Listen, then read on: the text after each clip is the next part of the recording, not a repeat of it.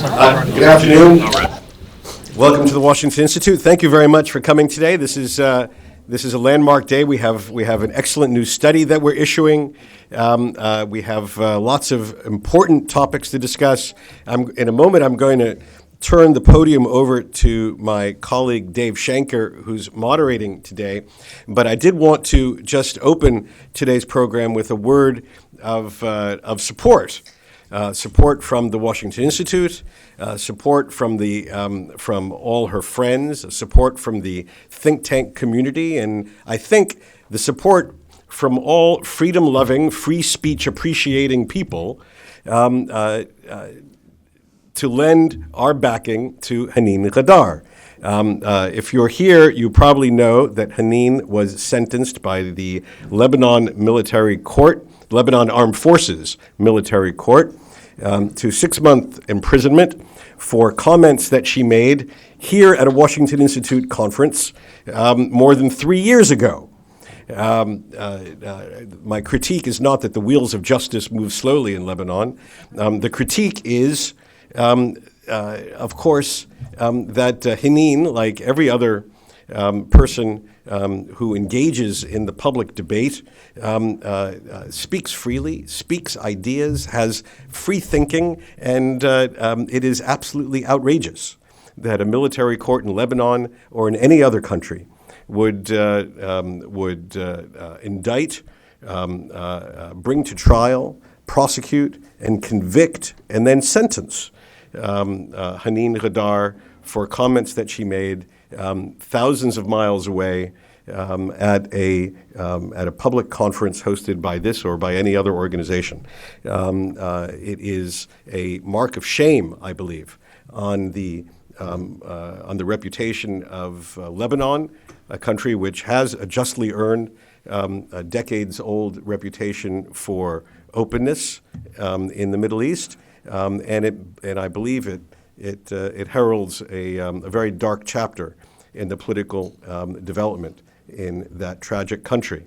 We support Haneen completely and are urging our government to take appropriate measures with Lebanon and with the Lebanese armed forces to rectify this outrage. And I just wanted to open this by expressing our support and comradeship with Haneen. With that, I'm going to, yes. So with that, I turn the podium over to Dave Shanker. Dave. Good afternoon. Strong words and appropriate words indeed. Reports this week that the Assad regime, Hezbollah, and Iranian-backed militias were preparing to violate the de-escalation zone in Syria highlight really the key role, central role that these foreign militias are playing in Syria. But it's not only in Syria, these Iranian-backed militias. From Iraq to Yemen to Lebanon, these Iranian-backed militias are scoring victories, both on the battlefield and in politics. This approach has proved, I think, extremely cheap and effective strategy for Iran in its efforts to expand its regional influence and to undermine U.S. interests in the Middle East. We're meeting today to discuss these militias and what Washington can do about them.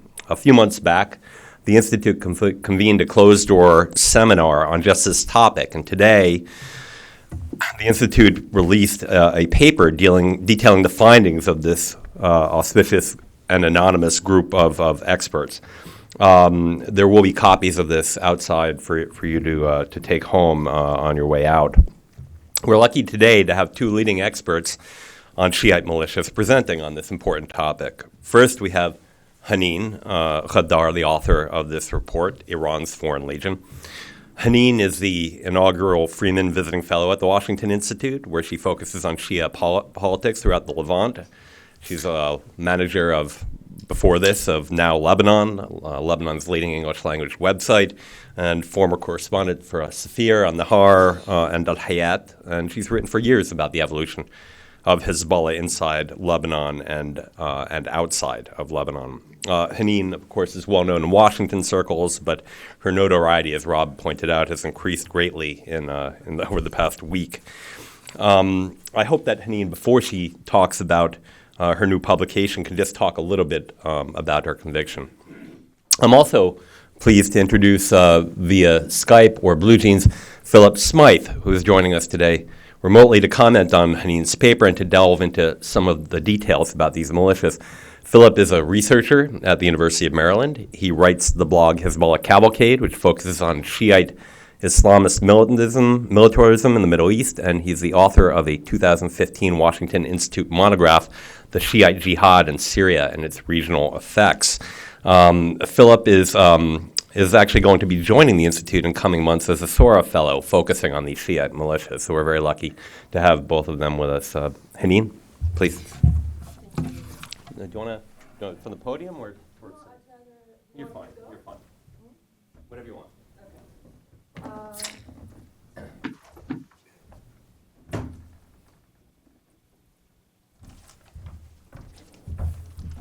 Hi, everyone. Thank you very much, David, for the introduction. Rob, thank you so much for your support. And I have to say before anything that without Rob's support, the Institute's support, my colleagues' support and help, I wouldn't be in the same place. I wouldn't be here. Probably I would be in prison in Lebanon, but also I wouldn't be feeling strong and confident if it wasn't for my colleagues' support.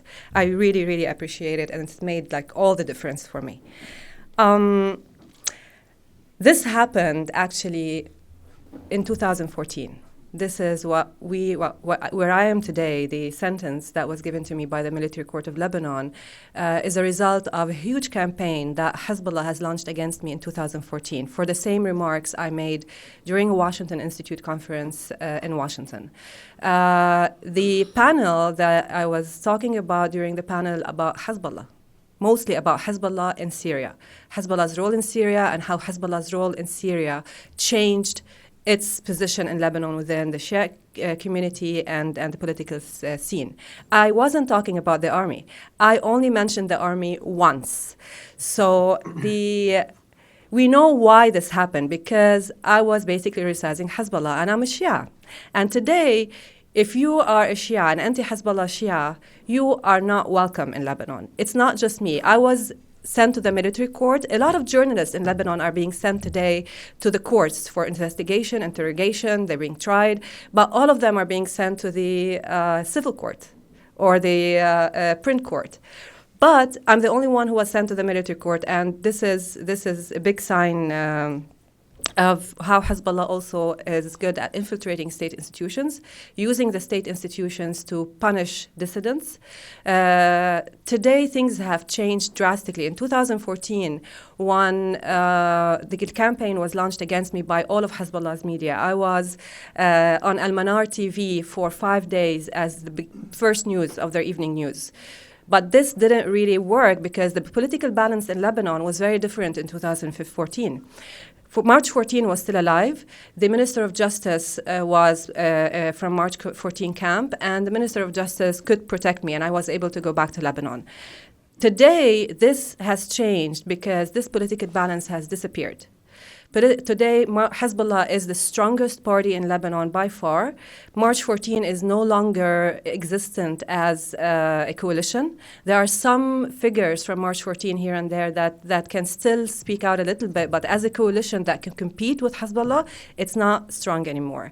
And this is really an example of how Hezbollah's model that was very considered successful in Lebanon is used by Iran today in other countries. And this is also part of this report. And if you see how these militias are used by Iran in Lebanon, in Syria, and Iraq, you'll understand that this is not just militias, separate militias fighting until the war is over and then everybody will go home. No, these are no longer Shia militias, separate Shia militias. These are part of an army, Iran's Foreign Legion. That's why the title.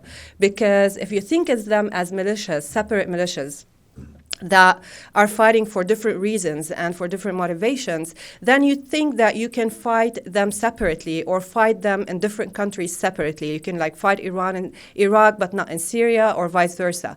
But if you look at these militias as part of an army, a structured army, where the Quds force is at the top, IRGC and the Quds Force is at the top, and then Hezbollah is right under it as its like right hand, training and taking care of all the operations. And then the Shia militias under Hezbollah, especially the Iraqis, but then also the Afghanis and the Pakistanis that are called Fatimiyun and Zainabiyun. It is a structured army, and I think we need to start looking at Shia militias as an army, not as separate militias. And these militias today are not going to go home after the war is over. Like, the war is over in Iraq, right? ISIS is defeated in Iraq, but are they going to dismantle the PMUs and send them home? No. They are going to go for elections. And they are planning to win the elections. And they are planning to remove Abadi from government. So this is a model, a successful model, they call it the Hezbollah model, that is going to be used in Iraq. In Lebanon, Hezbollah was created as a parallel institution that did not want to be part of the government. During the first phase of Hezbollah, Hezbollah did not want to be part of the government. They were much more ideological. They were very separate from the Lebanese political scene. But gradually, when they got stronger and they presented themselves as the resistance and started to get a lot of popular support, gradually this parallel institution is today part of the state institution. And you used to say that Lebanon, Hezbollah state is a state within Lebanon state. Today, Lebanon state is actually a small part of Hezbollah state. And this is how Iran uses these parallel institutions to infiltrate state institutions and become one big thing where the line between Hezbollah and the state is very, very, very thin. And this model is today being used in Iraq. The PMUs are doing the same thing. They used their popularity after they defeated ISIS, so the resistance model against ISIS is going to be used in order to infiltrate state institutions in Iraq as well. And then in Syria, it's a different story because the Shiite militias in Syria, they're not Syrians, but the plan is different. The plan is to keep Assad in power and use Assad as a way to infiltrate institutions, but also demographic changes are a big strategy for Iran in Syria, because there are not a lot of Shia in Syria itself. So today, if you look at, can we have a picture of the land bridge? Yes, the map. I can't see it clearly from here, but within this land bridge, which is one of Iran's strategy in the region, and this is where the Shia militias are mostly active, is really has three goals, right? The first goal is to transport weapons, which is a good, cheap way of transporting weapons from Tehran to Beirut and via Iraq and Syria. But also, it's a good plan B. In the next war or potential war in Syria with Israel or with whoever is going to bomb these militias at one point, the international airport in Damascus and other international airports might be actually destroyed. So the land bridge is a good plan B in order to keep on transporting weapons and fighters to Syria and to Lebanon. But I think the main reason of this land bridge where these militias are involved is I started to realize that it's very important when I was interviewing one of the Hezbollah fighters, one of the old Hezbollah fighters, who is not going to Syria anymore because he can afford to, and we'll talk about this later. I asked him about the land bridge, and he did not understand what I meant. The word land bridge in Arabic didn't really make sense to him. And when he realized what I meant, he said, "Oh, you mean wilayat li-Imam Ali?"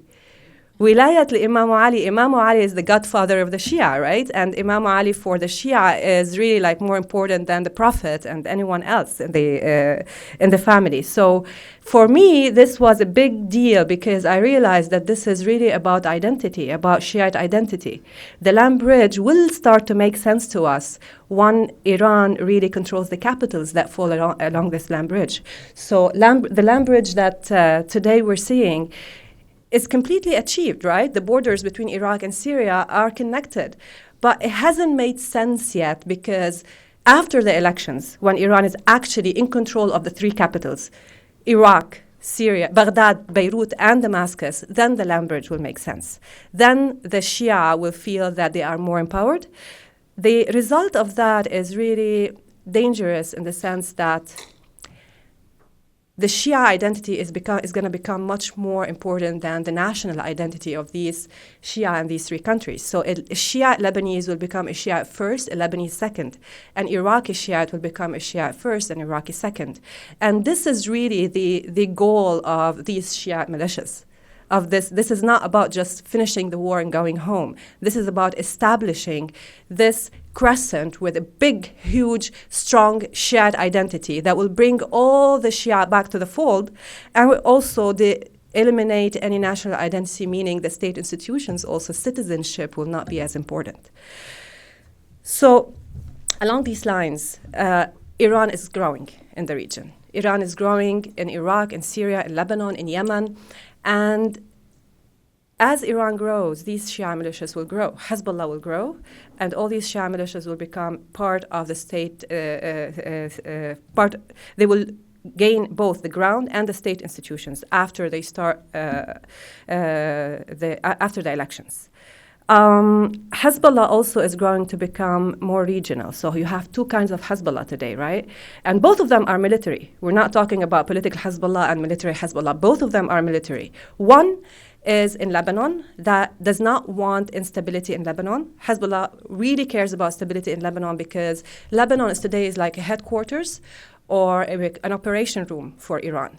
You have offices of all the Shia militias in the region. They have offices in the Dahi, the southern suburbs in Beirut. Around the Iranian embassy in Beirut, in the southern suburbs of Beirut, you have around 50 to 55 channels, radio and TV channels, that cater to every Shia community in the region. Each one caters for a separate one. And they are putting a lot of money in these channels to shape the public opinion. And these channels are basically managed by these Shia militia. So this is an operation room, headquarters for Hezbollah, where the offices, the media, everything's happening. And then you have regional Hezbollah, which has a completely different mission. Regional Hezbollah is leading all these Shia militias, the Fatimiyun and Zainabiyun, Afghanis and Pakistanis, and to some extent the Iraqis, and working very closely with Qasem Soleimani. Before Syria, Qasem Soleimani became very much involved with these Shia militias in the region, Hezbollah was still part of the Quds Force, but they had their margin of decision on small issues. Today, after Ahmad Mughni is killed, Ahmad Mughni was killed in Syria before the Syrian revolution, and he was very much trusted by the Quds Force and Qasem Soleimani. They replaced him with Mustafa Badreddin, who was killed in Syria, accordingly by Qasem Soleimani himself, because he refused orders and because he did not understand the mission properly. So after Badreddin was assassinated, he was not replaced. So Hezbollah today does not have a commander in Syria. Qasem Soleimani is the commander of every one of these militias. And this is how today these are all reporting to Qasem Soleimani as the commander of all this army. Do I still have time? Okay. So in Lebanon, Hezbollah today is looking at Lebanon as a headquarters for Iran, but also in order to maintain their power in Lebanon, knowing that things might change eventually with like different policies, different steps coming from the USA or the West in general. They want to maintain their power in Lebanon. So what they're doing is actually they pushed the political elite in Lebanon to change the electoral law, and we are estimating that during the next elections in Lebanon, Hezbollah will take around 70% of the parliament, which means that Hezbollah will democratically win Lebanon for the first time ever. So this means in Lebanon after the elections, in Iraq after the elections, in Syria, to a certain extent, if Assad was officially accepted, it means any assistance by the United States to state institutions, it will be indirectly an assistance to these Shiite militias. And by the end of the year, it will be very, very difficult to counter this. In Syria, it's different because you don't have the same structure in Syria, but what they're doing in Syria, these militias are coming to Syria to fight. Along the land bridge, there's the part in Syria, they call it the useful Syria. Within the Syria, there are no more Sunnis.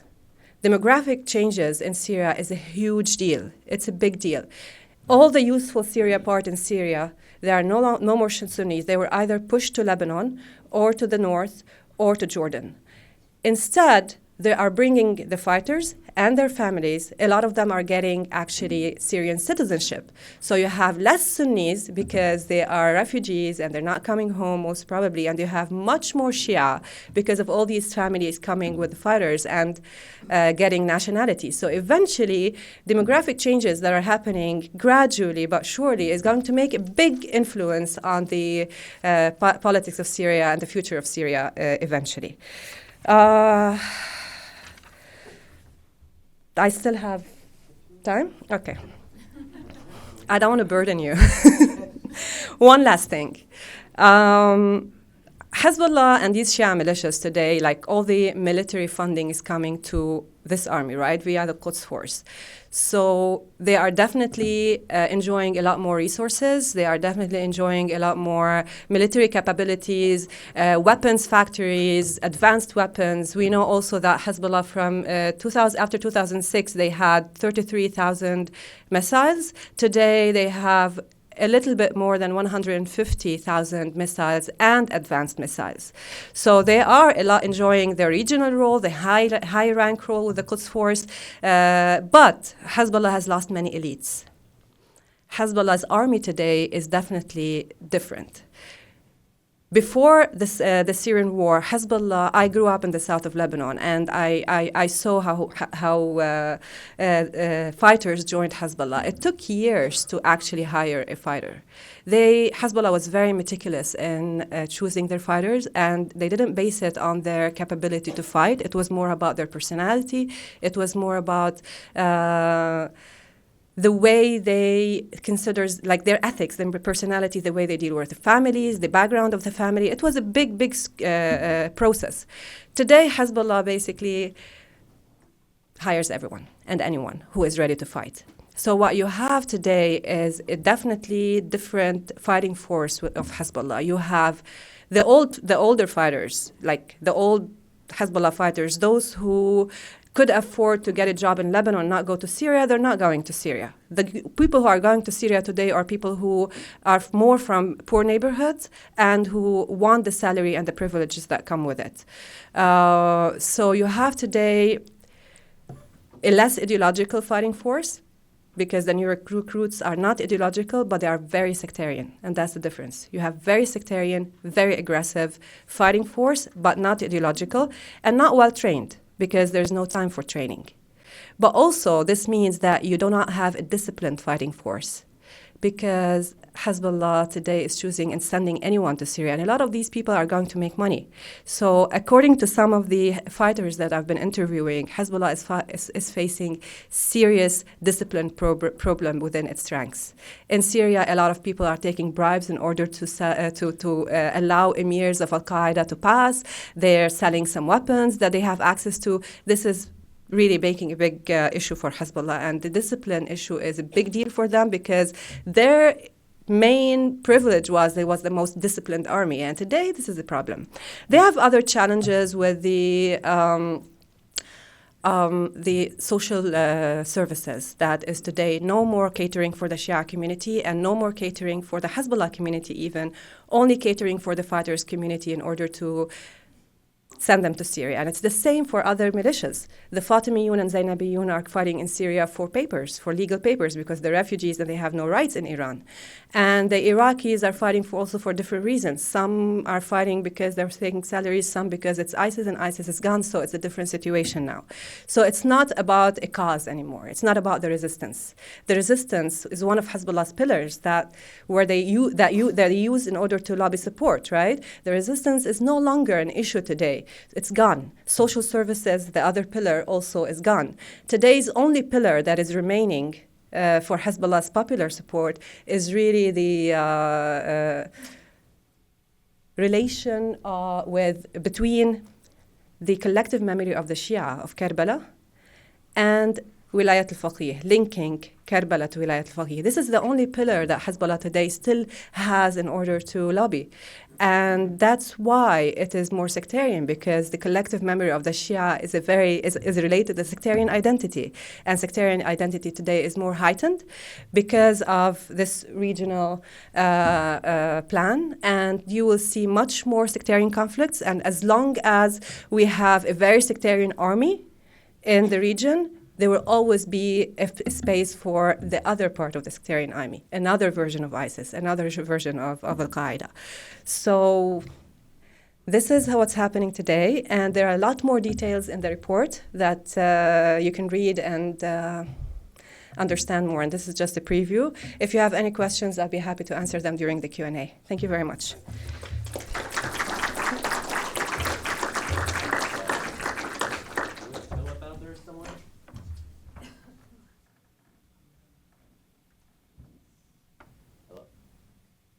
Am I almost up?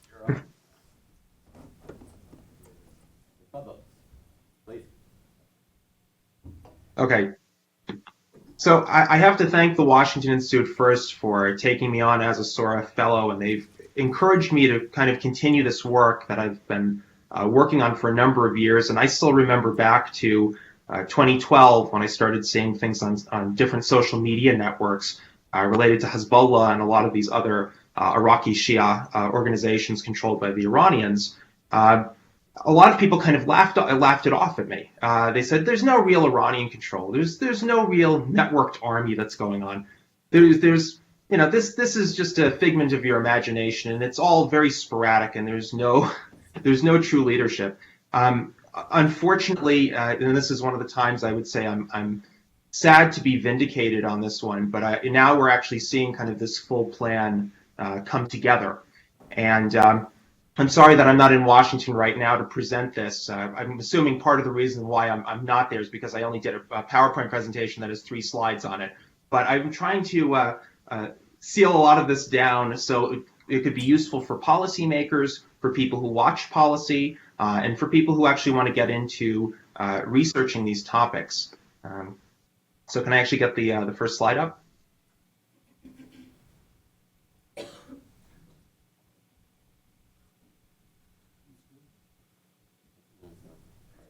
Is the slide up? Coming. Okay.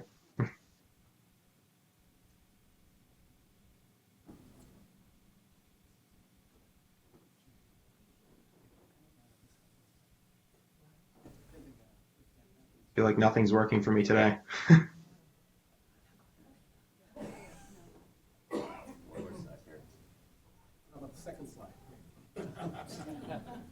There you go.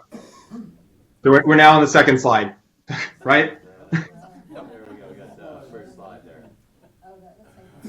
Almost. We'll make it work. So I want to actually think of what U.S. options and what we can actually do in policy. And just to kind of, I'll throw in a lot of anecdotal stuff that I've kind of dealt with through the short track of my career. In terms of talking to policymakers and in terms of talking to people in military and kind of clear across the board. And this even goes for talking to different people in Shia militias. But, you know, one thing that I kind of noticed coming out of the Obama administration was this sense that everything was kind of hamstrung, that there was really nothing that we could do, and that's just kind of how the region is going to develop. And I started to pick away at certain problems that come through the analysis, because I like to read a lot of the literature, and on top of that, when I talk to people, you can kind of hear general narratives that are formed in terms of what they're thinking about when they're looking at these organizations. So now we can get the second slide, I hope. All right. So Haneen brought this up before, and you know she was quite clear and quite true about it. What we really need to be doing is reassessing the networks of different Shia jihadist organizations. And when I say this, they are not atomized groups. However, I don't want to go too far and say that there are not splits between them, but I will give a good example of how the Iranians kind of manage things.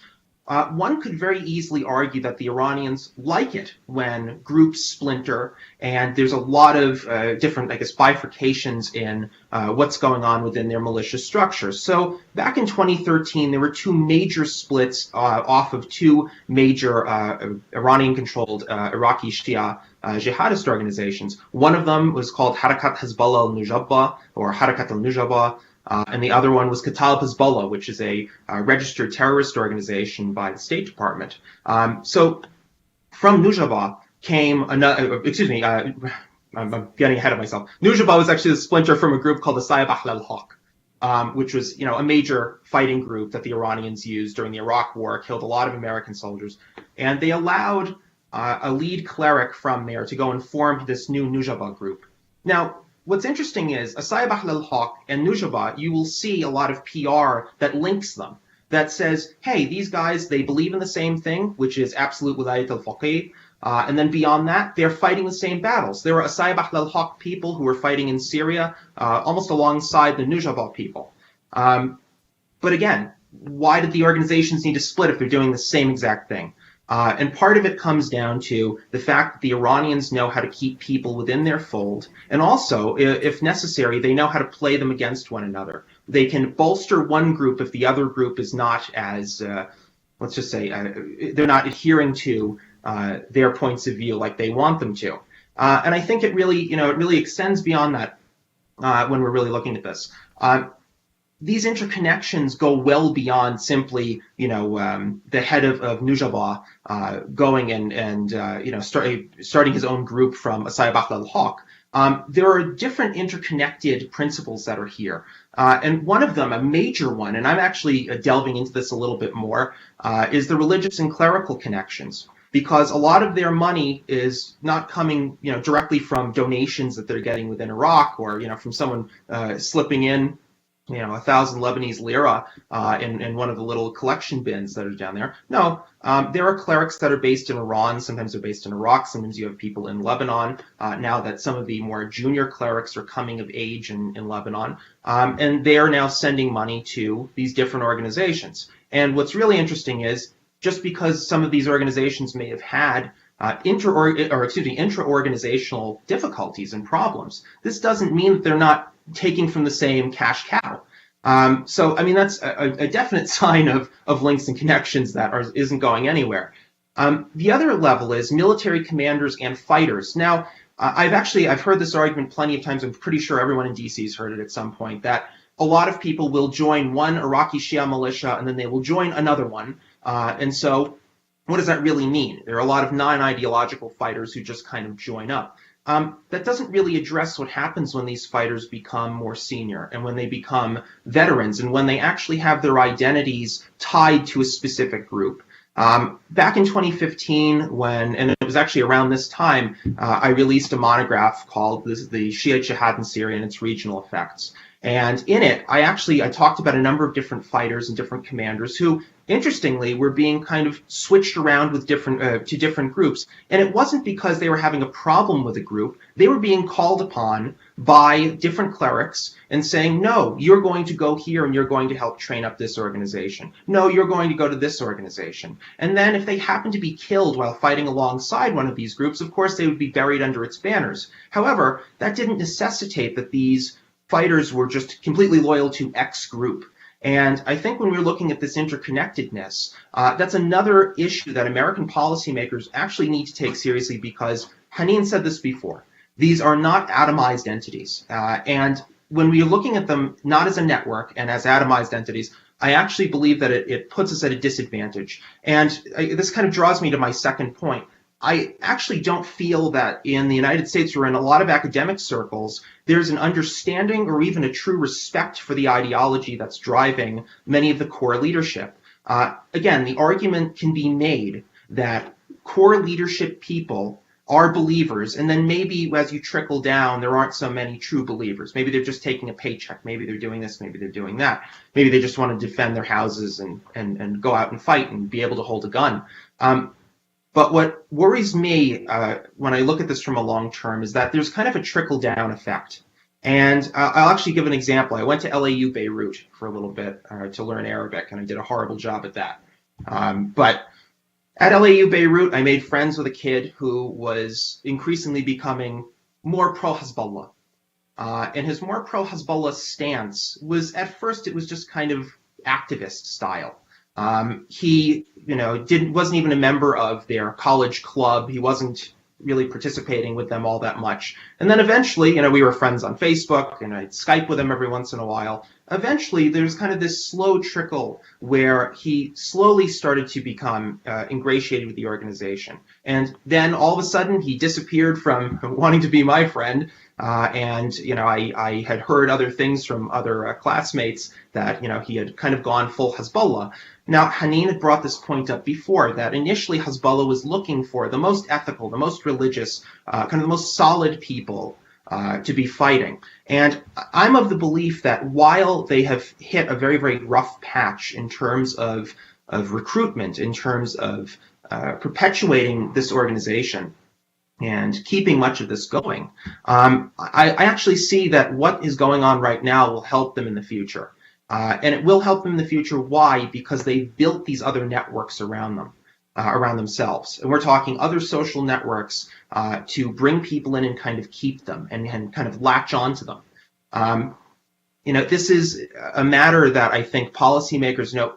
When you look at a lot of academic texts, what happens is you kind of see this argument for Hezbollah's transformation. They talk a lot about social networks. Oh, there's a social network there and they deliver milk to old ladies, so that must mean, everything's fine. They're not engaged in any military affairs. But all of these are integrated. And this integration is actually helping them keep on some of these younger fighters. And what's really interesting from what I've seen from interviews with Iraqis and from interviews with some Lebanese and also some Syrians who are kind of in these Hezbollah networks, the younger ones are not taking this approach or this mindset that was kind of the initial Khomeinist ideological line.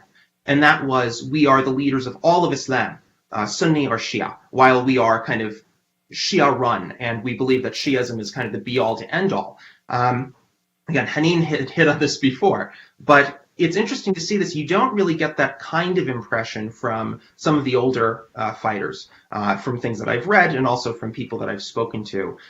They are still, true believers in that sense. But now the new true believers are taking on a far more sectarian, and I would even argue a far more radical position on a lot of measures. They may not want to go up to the front either.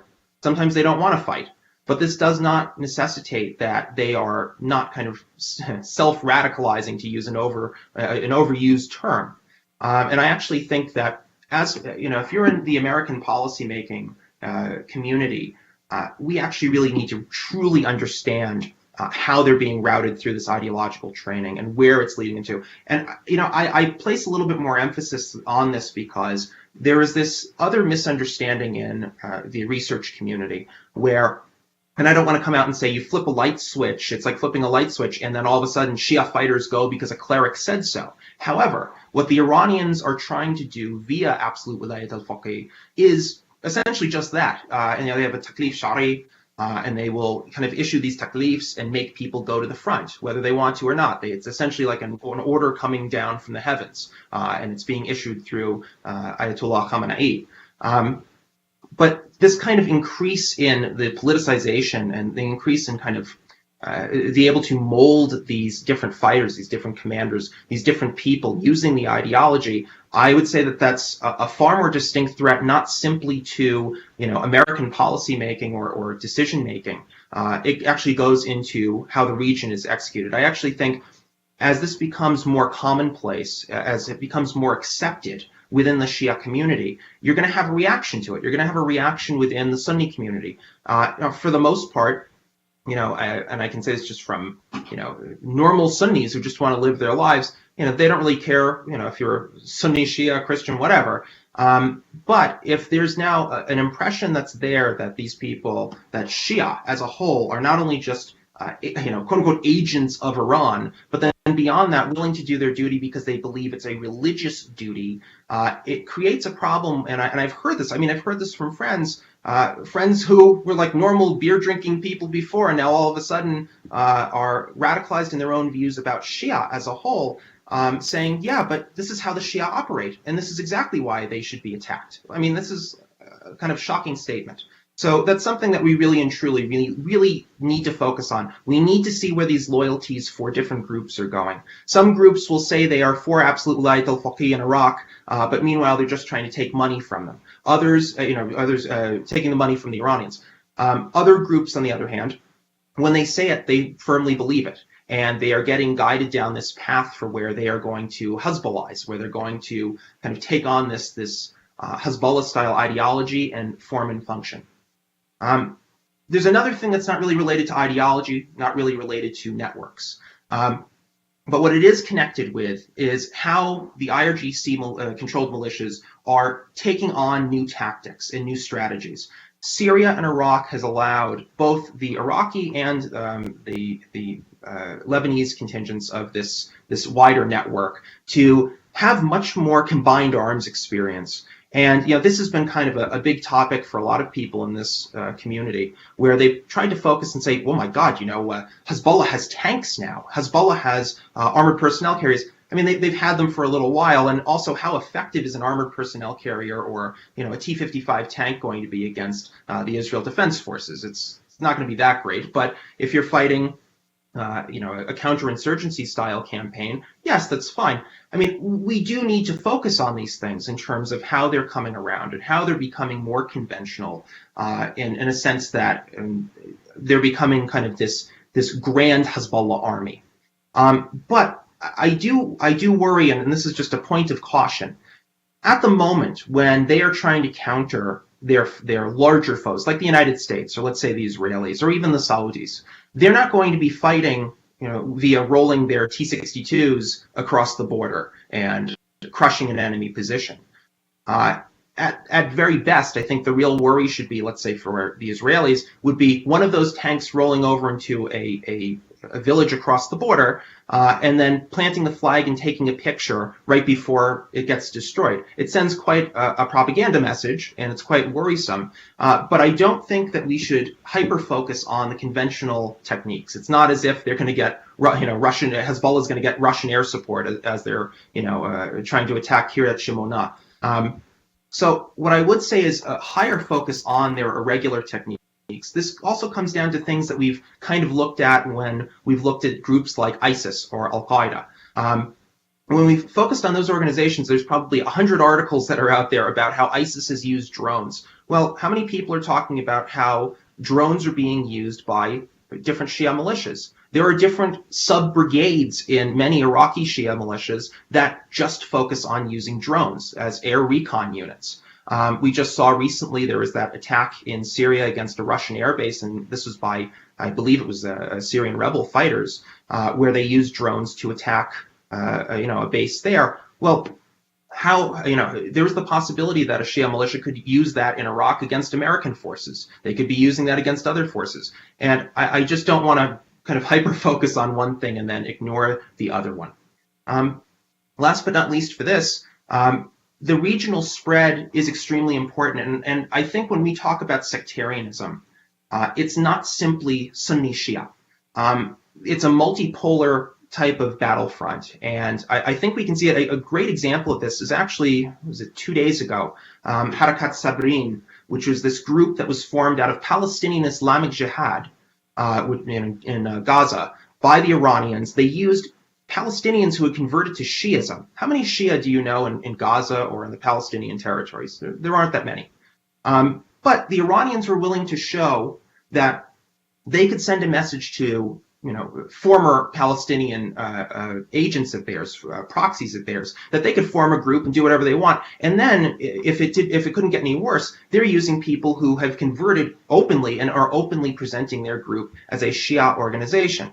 Now, mind you, that didn't mean that the group was just for pressuring the Israelis. There were accusations, and this was I think it was somewhere in Samaria. I can't really remember the exact location, but reports that the Israelis had busted a ring of these Sabrin followers who were actually also going to attack the Israelis. So, they're not simply using these groups in these sectarian conflict zones for just one purpose. And this is kind of the mindset that's unfortunately happened because of Hezbollah. It's the same kind of mindset in terms of saying Hezbollah only formed because of the Israeli occupation of Lebanon, and thus they will go away in 2000 and drop their arms. And I don't want to kind of get into this kind of cyclical view of an organization like that, which unfortunately, a lot of people have. And again, I will go back to saying Haneen said this best. You look at groups that were in the popular mobilization units, the Hashd al-Shabi. They're now entering elections. They're now using the same techniques of infiltrating democratic society and getting into what they want and trying to prosper. And that's exactly what the Iranians will do. These are not one-time use groups, and they just kind of get thrown away with everything else when the Iranians no longer use them. Can I get the next slide, please?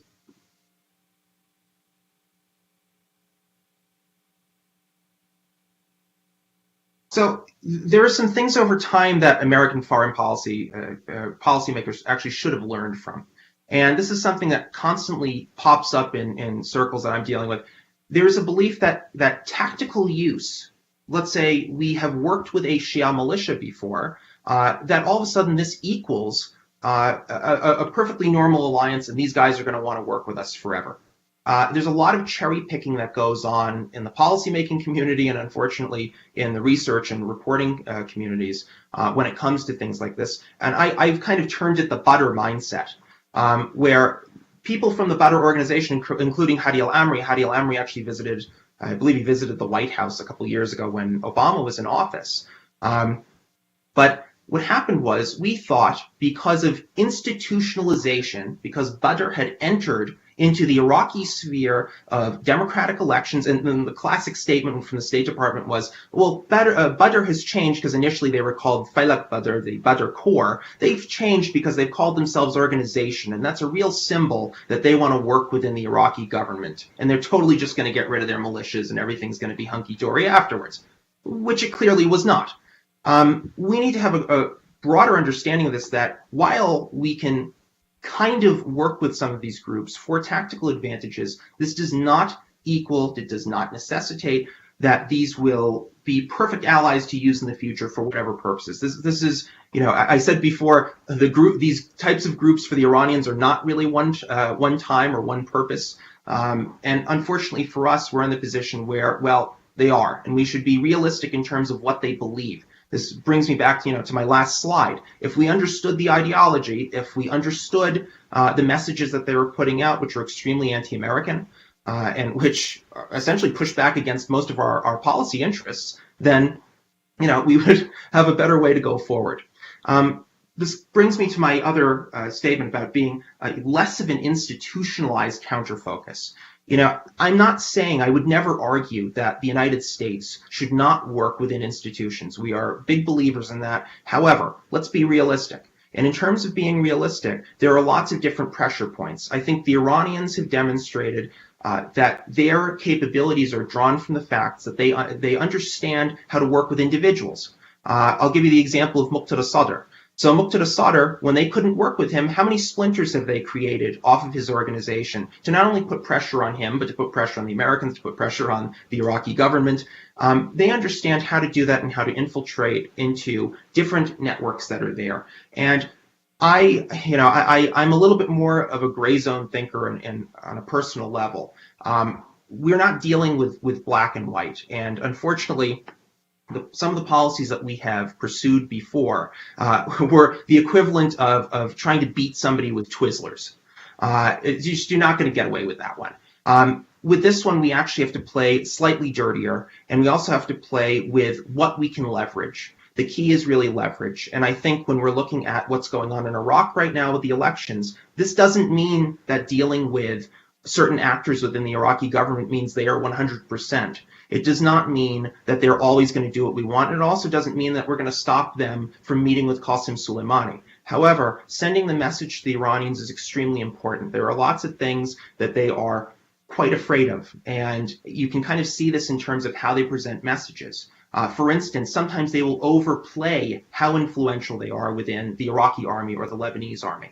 That's something that they want to see a counter reaction to. However, That should not make us believe that there's no influence there, and it shouldn't make us blind to the fact that there is influence and that it can be used to a very detrimental effect against American interests. And so what I would argue is we need to start going to religious networks. I actually think religious networks are probably the primary way to counter Iran's gaining influence in Iraq, in Lebanon, and in Syria in terms of the Shia community. Syria, maybe less so. But Iraq, definitely. Iraq, you're currently seeing a large bloc that's technically anti-Iranian in terms of their influence. And who are they really centering themselves around? But Grand Ayatollah Sistani.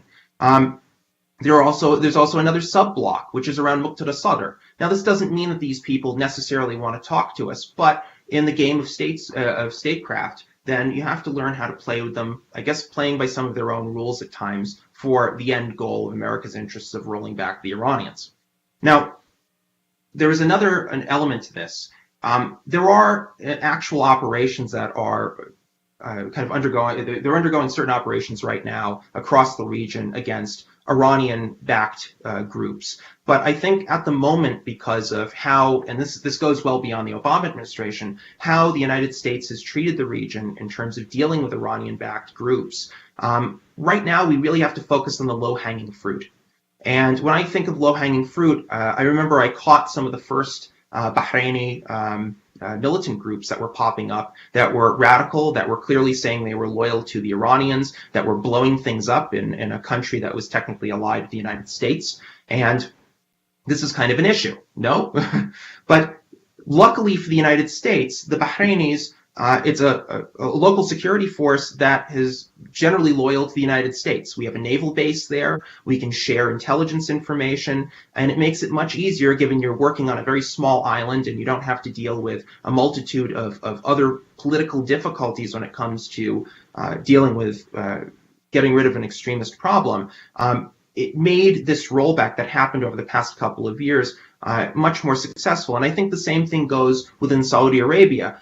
There hasn't been a lot of talk about this, but in the eastern province, there's been, different upswells of violence.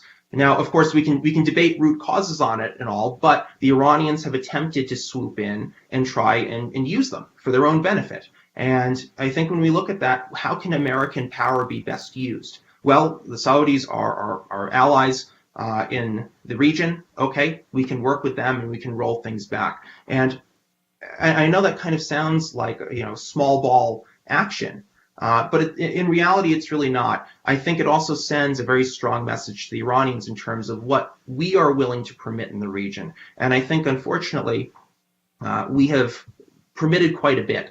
And because we've permitted quite a bit, it means that we're going to have to be a little bit more dexterous when it comes to rolling back this position now.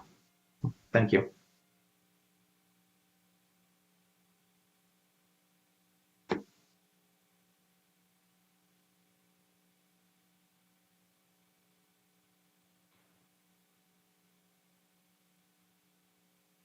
No, it's on.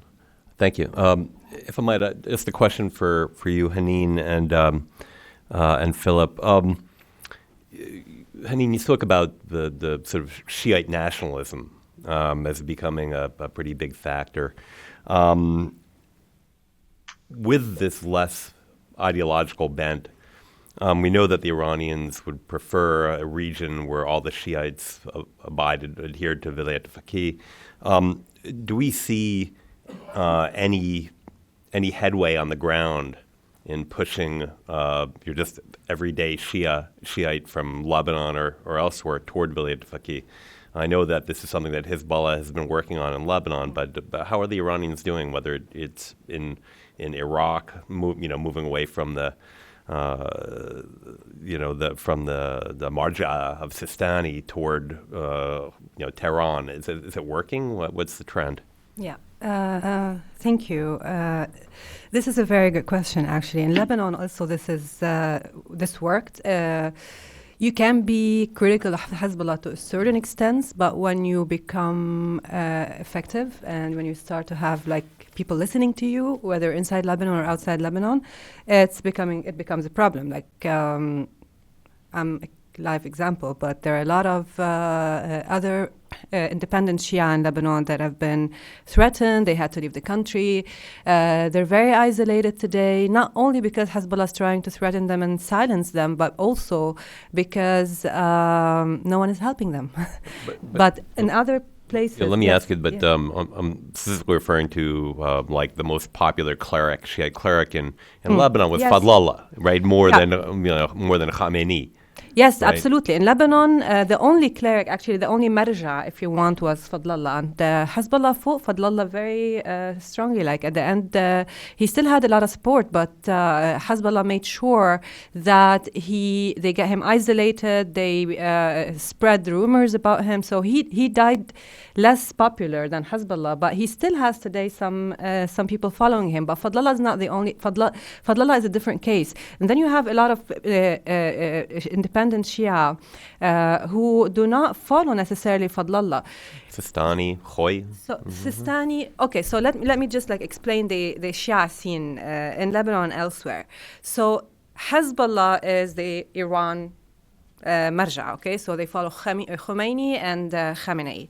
But then those who are anti-Hezbollah and anti-Wilayat al-Faqih in Lebanon, they're not anti-Hezbollah for the same reasons. So Fadlallah, it's about Wilayat al-Faqih.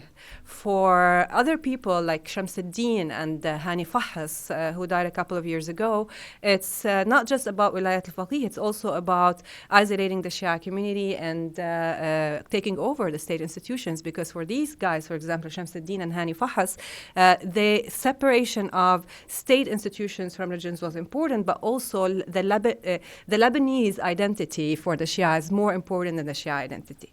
But there are other independent Shia who are not necessarily clerics, who are intellectuals, journalists, activists, etc., who also oppose Hezbollah for different reasons. And this is a problem because the only thing that brings them together is Hezbollah. They're all against Hezbollah's politics in Lebanon and the region. Some oppose them because they're no longer resistance. Some oppose them because they're seculars. They oppose them because Hezbollah is religious and they're seculars. There are different reasons for that. And this actually worked in separating these people. So you don't have a very coherent, united anti-Hezbollah group because of these reasons.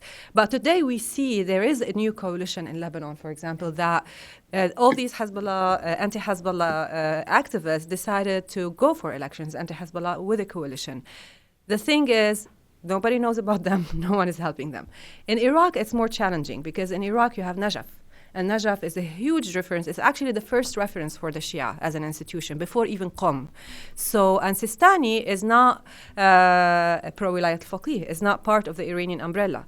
But Sistani is old and Sistani is sick. And Iran's plan is actually they're trying their best in order to have a plan in order to, when Sistani dies, they have someone in place. But this is also very challenging because the Najaf as is definitely not Wilayat al-Faqih. And this identity of the Najaf, the identity of the Iraqi Shia, that's why, as Philip mentioned earlier, there are larger block of Shia who are anti-Iran, organized, might go into the election as a bloc or not, but you have Ammar al-Hakim, you have Muqtada al-Sadr, you have Abadi, you have Sistani. These people also represent a major part of the society. Ammar al-Hakim represents the businessmen and the rich Iraqis. Muqtada al-Sadr represents the poor Iraqis, and Abadi is the government. So there's a major challenge for them. After the elections, things might change, and this will become, if Abadi is out of government, Sistani is dead, then yeah, the same scene that we see in Lebanon today, anti-Shia, independent Shia from Hezbollah, this might actually become also widespread in Iraq after this they succeed. Philip, any comment on Iraq? Well, definitely a lot of comments on Iraq. I'm kind of split on this one in terms of how advanced the Iranian position has really become, because I've talked to a number of Iraqi Shia militiamen who've actually fought within the groups, and they could care less about the ideology. But then, of course, I've met the other ones who slowly buy into it, and they're moving in that direction. Now, Sistani, he's already a very, very old man. I actually don't. I'm not one who believes that simply because Sistani dies, then all of a sudden the semi-quietists, the ones who are not as politically involved as, say, the Khomeinists, or even like people like Muqtada Sadr. I'm not one who's going to say that that shop is going to completely close and the Iranians are going to take it over. The Iranians are fighting a much longer term struggle for this in terms of dominating the Shia world. So I'm kind of one who views this as those people who are split in Iraq, who are not really going along with that position. We actually have, the United States, we actually have people that we could work with, but we need to very carefully address it. That's kind of how I come out on this. Thanks. Any questions out there? Yeah, please. Yep. I'm wondering about the implications of all this, Stanley Kober, for the future of the Middle East. And it reminds me of Thomas Hobbes. I just pulled up Leviathan. The state of nature is the war of all against all. That's what we're looking at here. All these conflicts, different enemies. Hobbes said, in the absence of Leviathan, an overarching power that can hold everyone in awe, you will have perpetual war. Who's going to be the Leviathan? We thought we would be. We're not. In the absence of that power, is the Middle East condemned now to war as far as the eye can see? Short answer, yes. Longer one, the Middle East, as we know it, is gradually disappearing. So the borders that separate Lebanon, Syria, Iraq, and Iran is also gradually disappearing via this land bridge that has more than a physical meaning. And the danger really here is not only the national identities are disappearing, but also because of this strong Shia identity, you're right, the war will go on because the Sunni identity will also, the Sunnis will be looking for something in order to express also their Sunni sectarian identity. And ISIS is not gone, like the caliphate is gone. They're defeated to a certain extent, but the people are still frustrated and they will come back one way or another. They at least will try.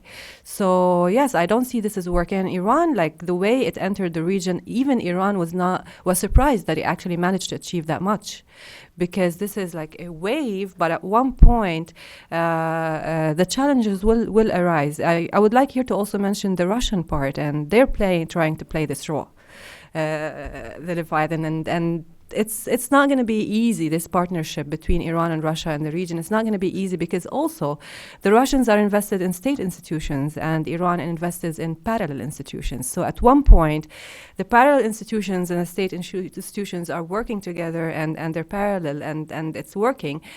But then also only because they need each other because of the war. But at one point they might clash when they realize that this parallel institutions is trying to also infiltrate state institutions like they did in Lebanon and in Iraq. And then this is going to be an issue. There will be a lot of challenges, but this also means that a lot more will come, and there's no one really to play this role. Philip, to you, is the Middle East going to hell in a handbasket? Yes. There's really no other way to say it, but I would make the argument that this has been going on now for a number of decades. Again, I'm more Iran focused and more Shia focused, so I would probably make the starting point at 1979. But it's not simply the drive from Tehran that's really pushing this. It's the drive from all these different entities and different groups and different ideological structures that are all over the place. I think Haneen makes a really, really good point, and I actually think that Hezbollah and the Iranians have really learned from it in terms of parallel institution building, where these groups, because they're building alongside the state, they're not simply doing that, they're also infiltrating the state and slowly taking it over. That's really where you're going to see the power measured. And I know people are rather ISIS obsessed. They were for a number of years, and some for many reasons, for good reason. But the real power that comes down to this is how much actual recognized power do these guys have? And now when we're talking about a Hezbollah that can dominate Lebanon's government, we're talking about Iranian-controlled Shia militias that can control Iraq's government, and we have a Syria which is beholden to Iranian-produced ground forces to do their bidding. We're facing a very, very large problem, and the large problem is these are the guys who are now in control. They're the ones with the guns, the money, and now they have parliamentary seats. What do we do, given we are a state that recognizes institutions, and now they're using them? Thanks. Joe? Thank you. Joe Chabeli with the Lebanese Information Center. It's two questions, actually. One, Philip alluded to the non-Shia groups that Iran and maybe Hezbollah and others are trying to recruit, like Palestinian Islamic Jihad and others, without necessarily, I guess, converting them to Shiism. Like we see in Lebanon, these, Hamat ad-Diyar and the Saraya al-Muqawama, Christians, Sunnis, and others that Hezbollah really is putting a lot of effort in creating.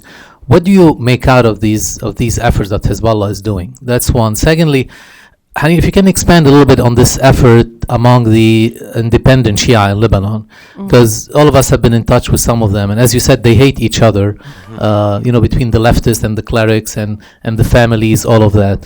Is there something more that can be done than what's been done so far? Thank you. I'll comment briefly on the first question, and then I'll answer the second one. What Hezbollah is trying to do with this non-Shia factions, they're not using them to be part of this Quds force, right? Because they're not sectarian, like they're not Shia enough to be part of the Shia army. But they're very useful for internal fights, internal conflicts. And today, the way they are organized today, like at the beginning, it was more exploring Sunni communities and seeing who is ready to join, etc. But now, after the weakening of the Sunni leadership in Lebanon and the backing of the Saudi Arabia from Lebanon and less support for the Sunni community, a lot of these guys also had the same problems that the Shia fighters have with his jobs. So a lot joined Hezbollah Saraya al-Muqawama per se. And it's very interesting to see where these guys actually are mostly active. It's like in Syria, they have this useful Syria. In Lebanon, Hezbollah also has a useful Lebanon, which is the physical, geographical areas, not the state institutions, which is basically the borders of Syria and Lebanon in the Bekaa, down the Bekaa al-Gharbi, the West Bekaa, down to the Beirut, southern suburbs, but also the Sunni areas that connect Beirut to Saida, for example, to the south. There are Sunni areas. So all the Sunni, Christian, and Druze pockets, but mostly Sunni, along this line or corridor from the Syrian borders to the Israeli borders that are non-Shia, this is where Saraya al-Muqawama is active. And this is where they are armed and they are in control. So yes, they're useful in terms of controlling this physical land bridge, if you want, in Lebanon.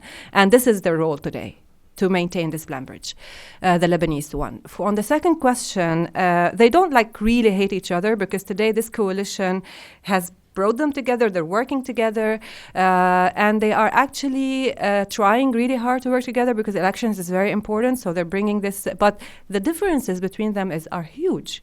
A lot of these guys really, let's say their goal is achieved, that Hezbollah is weakened or contained, and they do not control state institutions, and they have a chance to be part of the political establishment, they will not agree on anything else. This is the problem. But I think also their problem is they are presenting an alternative political leadership. They're presenting to the Shia community an alternative rhetoric or leadership or party or whatever it is. But they really, either they don't understand or they're really incapable of doing that. The Shia community today, the huge discontent that is coming from the Shia community today in Lebanon is not about leadership. They're not looking for another party or another political figure or a za'im in that sense. That's really about economic alternatives. And this a group of independent Shia, if they can provide anything, they definitely cannot provide any economic alternative to the Shia. So that's why I think it's going to be very hard to prove themselves strong. You know what I mean? It's going to be very hard for them, and they really need to start to understand that economic alternatives is the key in this sense. The jobs creations, the access to money, access to institutions. This is really what the Shia need today, not another ideology or party. Thanks, Lara. So you may have just answered my question, but I wanted to ask you about and how you see the introduction of proportional representation for independent Shia, and if there's any realistic prospects for that. Yeah, thank you. This is also another important question. It's this. I Haneen's think going to be writing a policy watch about that pretty soon. Yeah. But I think a lot of the people, not only the Shia, like the Lebanese in general, do not understand this law. It's very complicated and it's patched up in a way that each region, each city has a different kind of law. I talk to a lot of people about it who are not election experts. They really don't get it. So this is going to be result in two things. One, those who are going to vote are going to ask their leadership or their Zaim or whatever what is like best, and they're going to give them a paper and say go because they don't really want to think hard about it. Two, I think there will be a very low turnout because people don't get it. But at the same time, this definitely the new law, and a lot of people have been calling for the proportion law because it will allow a new voices in the parliament, a new blood, younger people, which is true. It will allow these people. So we will see some new faces in the parliament, young faces, definitely people from the civil society. But these are going to be the minority. Hezbollah will also use this electoral law to bring its small allies as well, who are going to benefit from this. So you will have the Shiite Thunai, Amal and Hezbollah gaining a lot of seats, but also their allies. Not necessarily the FPM, Michel Aoun and co, and not necessarily the usual suspects. They will bring in a lot of people who usually do not have a chance to win.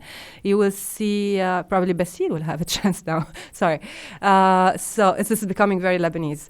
But yeah, they will use this law also to secure the majority, and they need it now more than ever because in 2005, after the Syrian regime left Lebanon, March 14 won the elections, and they had to go to use violence in order to counter the elections. And in 2009, also March 14 won elections, and they toppled Hariri government again by the threat of violence. They cannot afford to do this again and again. They need to win. And when they win, for the first time, they might actually make constitutional changes that will, in the parliament, instead of the half Christian, half Muslim division, they might go for tri-power sharing, where you have third Christian, third Shia, third Sunni, and this is something that has been in the debate, and this is going to be very dangerous. It will weaken the Christians, but also it will empower Hezbollah. Like you have. Their representatives in the parliament will be representative of an armed militia. We will have more of that at the expense of the Christians, of course. So this is also something that they might consider doing. So, yeah. Thanks, Dan.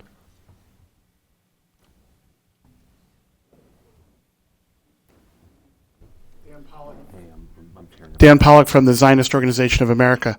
We are told that the ideological fervor of young Iranians is quite a bit less than the last generation. I wanted to find out, make sure Philip agrees with that, and I'm told that mosque participation is very low. The question for you, Haneen, is does this have an impact, the lack of ideology, or on other Shiites in other countries? Do they care how committed the Iranian Revolution is to their original goals, or it's purely a matter of local nationalist conditions in places like Lebanon? Okay. Phil, you want to go first on this one? Yeah, sure. No, I mean, I've seen a number of reports about that. Again, I'm not in Tehran, but I mean, I can say there's a good amount of evidence that, a lot of the younger people, they're not interested in it. They're not interested in theocratic leadership. However, I think we shouldn't simply focus on Iran and in terms of interest in the ideology. The Iranians don't, I'm saying the Iranians don't, but the Islamic Revolution, the people who back the Islamic Revolution who are currently running Iran, they don't really view this as just an Iran-centric issue or, a Shia-centric issue. This is a much broader revolutionary issue for them. And I think they will take their hits and misses where they can. Beyond that, I think if we have a really good example, back to the Soviet Union. When the Soviet Union needed extra foot soldiers, and how many people were true diehard believers in the communist ideals, when they needed to send these guys off to Afghanistan, they recruited when they needed to. And this is exactly what the Iranians have kind of been forced to do. They've tried to recruit within their own, Persian ranks. But then beyond that, this is another reason why they've also had to pull on Afghans and Pakistanis. So it does show that there's a kind of a stretch that's going on within the country. However, in terms of how effective that's going to be, in terms of what that means on the street, I think, apples and oranges here. We really have to see how the government itself is trying to mobilize itself and protect, in order to protect itself from potential problems like this. And I think the current protests that are going on will likely serve as an example for how far protest elements that are against the government can really push. There is a difference between ideology and sectarian identity, right? So a lot of the fighters that I interviewed, the new recruits, for example, they are less ideological but are very sectarian. And the lack of ideology has its advantages and disadvantages as well. The disadvantage is that the idea of wilayat al-faqih is less important today than, so the Iran influence that in the ideological sense that worked very well in the past, today is less effective. It's really about different reasons for people to go. A lot of it is about money, so it's looking more of a practical thing than an ideological thing. But that has also its advantages in the sense that you can work today with people who are not Shia, like Hamas.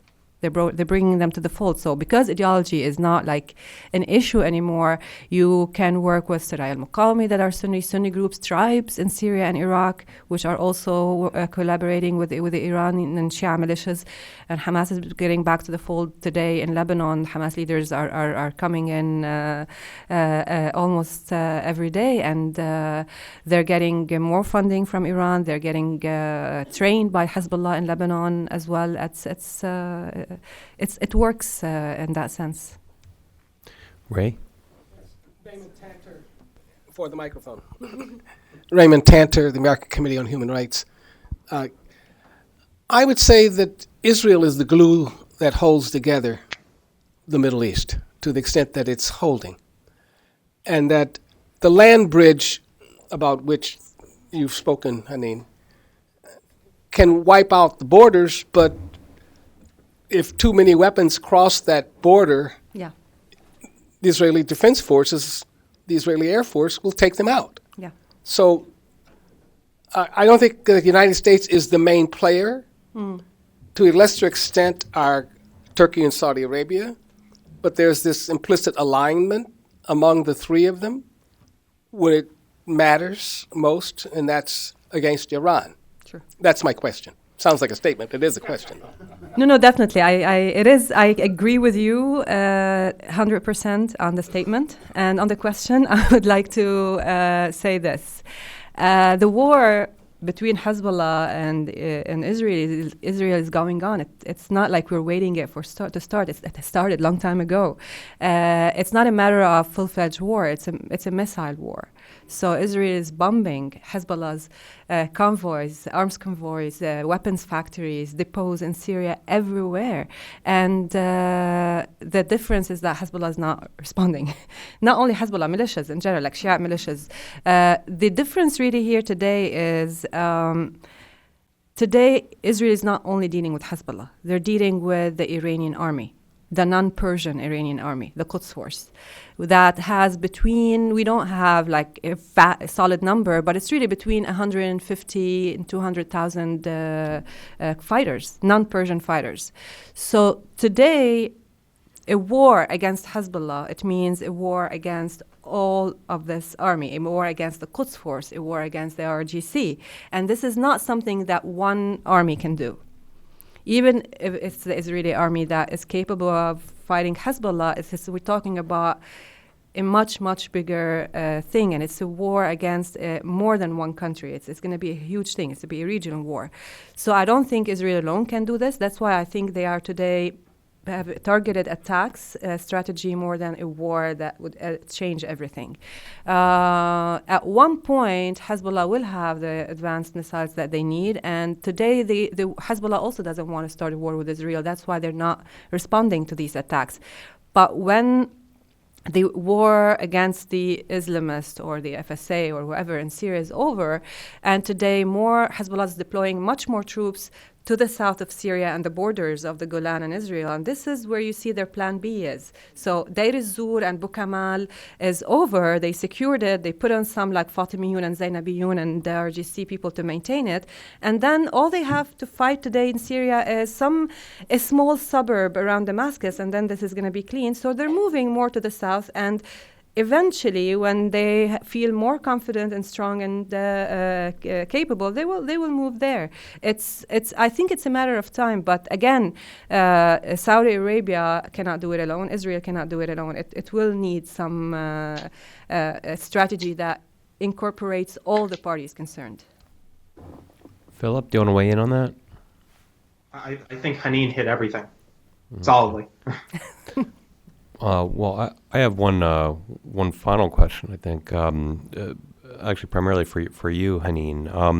Getting back to this report here, it's a pretty dire picture. So, what should we do about it? What did it? So, all right. 30 seconds policy, again, anti-Iran policy. There are a lot of things that can be done, but also short-term elections in Iran, in Iraq, and in Lebanon are very important. They are going to make the line between the state institutions and these militias thinner and thinner. So this is something that needs to be addressed immediately, either putting a lot of weight behind the anti-Iran candidates and helping form a coalition in Lebanon that can actually, work, compete with Hezbollah. In Iraq, the same. A lot more anti-Hezbollah, anti-Iran Shia are happy to be, but the coalition is just not working for some reasons. This is something that can be done. Long term, of course, despite all this talk about political solutions everywhere, Iran's only solution is military solution. And I'm not talking about war against Iran in the region, but maybe some targeted attacks to draw the line, to just show that there are certain red lines. Because, by the U.S. By the U.S. Yes, absolutely. It happened before. Hezbollah was going from Damascus to the Iraqi borders via Tanaf. The U.S. drew a red line there. They bombed the convoy. So they stopped because they don't want to start a war today with the U.S. And they moved to Deir ez-Zur instead, which was much longer and more challenging, but they understood. And there are a lot of examples that I can mention where Iran's militias and Iran understood the red lines. Today, they do not know what the red lines are, so they can go everywhere. The only red lines drawn today are by the Israelis. And there should be much more. And this is long-term and more regional. Great. Well, thank you so much, Haneen and Philip. And thank you all for coming. I think this was a really interesting panel. Thank you very much. Thank you.